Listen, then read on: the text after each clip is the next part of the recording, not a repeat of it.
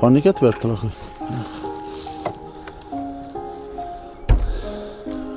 Bekbaşapki, yaxshimisiz? Assalomu alaykum. Yaxshimisiz? Hammamisiz? Sog'lig'ingiz yaxshimi? Bayramlar bilan. Hammangiz. Yomon yuribsiz-ku buni, eshikni hozir sovuq kiradi, panik bo'pti chisti. Qani? Esa bismillahirrohmanirrohim. Kelayina. Oh, zo'qun issiqqina ekan bu. O Shohrozbekning ovozi chiqadi-ku ichanda. Bismillah. Oho, Shohrozbek. O, canlımısan. Oy, malades. Qani, altın bola ekan shu. O, falan, qo'lim sovuqda altın. Altın bola shu. Do'stlar, yana Shohrozbek ham geldik. Ko'pchilik biladi, bizani YouTube kanallarımızda görüp boringlar. Shohrozbek, yaxshimisan? Jonlimisan? Bekbaşapki, yaxshimisizlar? Amonmisizlar? Yaxshi o'tiribsizlarmi? Oh, malades, falan. Nidanidon bo'ptimi, ay? Yeganimni eshitib qichqirdi o'sha. Oy, malades, qo'limdan tortibdi yana. Ha. Aşı bir qo'li yaxshi ishlaydi. Bergisi ishlamaydirmi? İşləməydi, aşı tartışmadı. Vay. Ayaqları. Oyoqlari hammi? Ayaqları qatib yatdı. Voy, ochilmaydi, ay? Yo'q, ochilmayapti. Nervilar tortib yotdi-da. Buni davolatib bermadingiz, nishatdi, bo'lmadimi? Yo'q, biza ya opam kasal bo'lgan. Bu endi o'zgarib turganda qaytarib keldikmi Toshkentdan. O'zgarish bo'ladi deymi axir? O'zgarish bo'yatiradi o'zi. Ishini butun tana bilan ishlatadi. Asa davom ettiring. Yana. Yana oparan. Yuvermajak ekan. Oo, malades. Hurmatli obunachilar, yana boyagi birinchi qismimizda Shohrozbek yana ketib qotirmiz dedik. Yana qo'limda 19 milyon 200 ming so'm pul. Bekposhsha akamizning farzandlari Shohrozbek. Yana keldik o'rtoqlar, bu xonadan hozir Bekposhsha akamiz og'alarini uyida yashaydilar. Bir xonasini berib qo'ydilar, shu o'rnak. Bu yoq yotoq, bu yer o'tiradigan yer etib berib qo'yding, og'angiz bilan. Hop.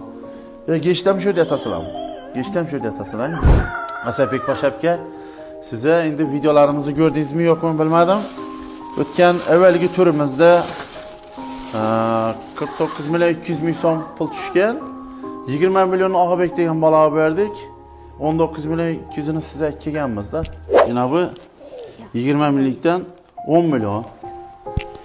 10 milyondan yana bu 12 19 yine 200 içinde.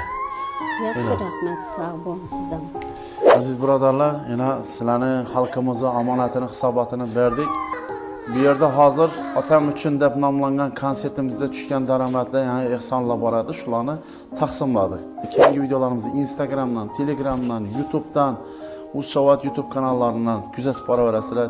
Mana har turimizda tushgan mablag'lar, ehsonlarni hisoboti berilib botir o'rtoqlar.